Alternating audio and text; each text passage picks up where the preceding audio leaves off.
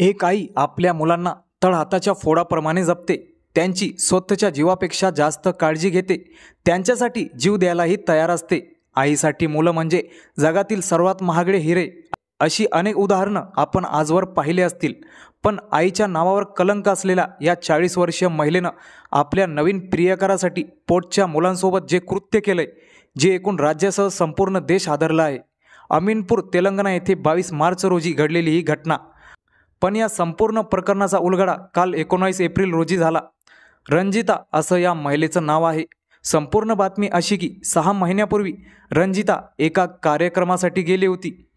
शाळेतील आठवण म्हणून जुने मित्र गेट टुगेदर हा कार्यक्रम ठेवतात। यासाठी काही जुने मित्र व मैत्रिणींनी तिला गेट टुगेदरला येण्यासाठी भाग पाडलं। दरम्यान शाळेतील जुन्या मित्रांसोबत पुन्हा एकदा भेट झाली। आता हे सांगण्याचं कारण म्हणजे रंजिता ही 12वीत असताना एका मुलावर एकतर्फी प्रेम करायची, पण तो तिच्यावर प्रेम करत नव्हता। शिवकुमार असं या आरोपी व्यक्तीचं नाव आहे। आता महत्त्वाची बाब अशी की या कार्यक्रमात शिवकुमारसुद्धा हजर होता। तेथे त्यांची बऱ्याच वर्षानंतर भेट झाली। याच भेटीनंतर रंजिताच्या मनात परत एकदा शिवकुमारसाठी प्रेम जागा झालं आणि इथून पुढे दोघांचे प्रेम संबंध सुरू झाले। आणि हे प्रेम एवढं वाढलं की आरोपी रंजिताने थेट आपलं सोन्यासारखं संसाराचा विचार न करता शिवकुमारसोबत राहायचे ठरविले। आता रंजिताला तर आपल्या नव्या प्रियकरासोबत आयुष्य जगायचं होतं, पण त्यासाठी शिवकुमार हा तयार नव्हता। तो म्हटला, तुला नवऱ्यासह 3 मुलं आहेत, तू जे विचार करतेस तसं काही होऊ शकत नाही। पण रंजिता हिला कोणत्याही परिस्थितीत जुन्या प्रियकरासोबत राहायचे होते। जणू ती डोक्यावर पडली असंच म्हणावं लागेल, कारण तिला धगड्याशिवाय दुसरं काहीच दिसत नव्हतं। म्हणून तिने एक भयंकर योजना आखली। माझी मुलं व माझा नवरा माझ्या प्रेमाच्या आड आहे। हिंदीमध्ये एक डायलॉग आहे, कुछ पाने के लिए कुछ खोना पड़ता है।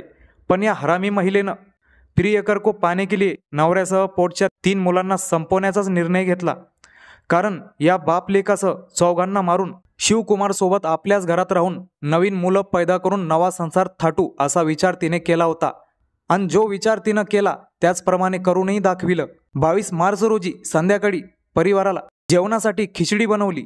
खिचडीवर टाकायला दही आणला आणि दह्यामध्ये खतरनाक जीव घेणा विष कालवला आणि जेवणासाठी तयार ठेवला। तिचा नवरा चिन्नण्या राज हा नाईटला ड्युटीवर होता। तो मात्र काहीही न खाता ताणताणात उपाशीच ड्युटीवर निघून गेला, कारण या नवरा बायकोत दुपारी काहीतरी कारणाने वाद झाला होता। परंतु सोन्यासारखी 3 लेकरं, 3ही मुलांनी ते विषारी दहीभात खाल्ला। दुसऱ्या दिवशी सकाळी चेन्नैया जेव्हा घरी परतला तेव्हा त्याला तिन्ही मुले बेशुद्ध अवस्थेत आढळून आली, तर पत्नी रंजिता ही त्याला पाहताच पोटदुखीची तक्रार करत होती। चिन्नण्या हा प्रचंड घाबरला। शेजारचे लोक जमा करून त्याने तातडीने चौघांना उचलून दवाखाना गाठला, पण तोपर्यंत खूप उशीर झालेला होता। त्या तिघही चिमुकल्यांना डॉक्टरांनी मृत घोषित केलं। पण आरोपी रंजिता ही अजूनही डॉक्टरांसमोर ओव्हर ॲक्टिंग करत होती, म्हणून तिच्यावर उपचार सुरू होता।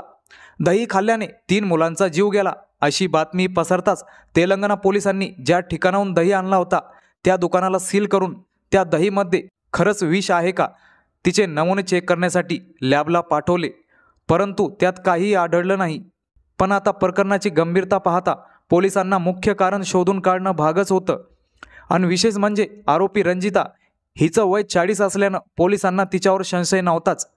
पोलिसांना मुलाच्या बापावरच म्हणजेच चिन्नण्यावरच संशय होता। शेवटी पोलिसांनी 15 दिवस कसून चौकशी केली। त्या दोघं नवरा बायकोचे मोबाईल तपासण्यात आले। दरम्यान आरोपी रंजिताच्या मोबाईलमध्ये आरोपी शिवकुमार हिच्याशी अनेक वेळा संवाद साधलेला आढळला आणि पोलिसांनी या प्रेम संबंधाचा खुलासा केला आणि आरोपी रंजिताला दम दाखवत 15 दिवसानंतर म्हणजेच 19 एप्रिल रोजी तिच्याकडून सत्य उलगडून घेतलं आणि आज 15 दिवसानंतर या हत्येचा उलगडा झाला। 12 वर्षाचा साई कृष्णा, 10 वर्षाचा मधुप्रिया आणि 8 वर्षाचा गौतम अशी त्या तिघही मृत मुलांची नावे आहेत। सुरुवातीला तपास चालू असताना शेजाऱ्यांनी या घटनेला कौटुंबिक वाद असल्याचं पोलिसांना सांगितलं होतं। मात्र पोलीस तपासात या प्रकरणी धक्कादायक उलगडा करण्यात पोलिसांना यश आलं। अशा या मन विचलित करणाऱ्या घटनेबद्दल तुमचं काय मत कमेंट करून नक्की सांगा। आपल्या मराठी चॅनलवर नवीन असाल तर व्हिडिओला लाईक आणि चॅनलला सबस्क्राईब करणे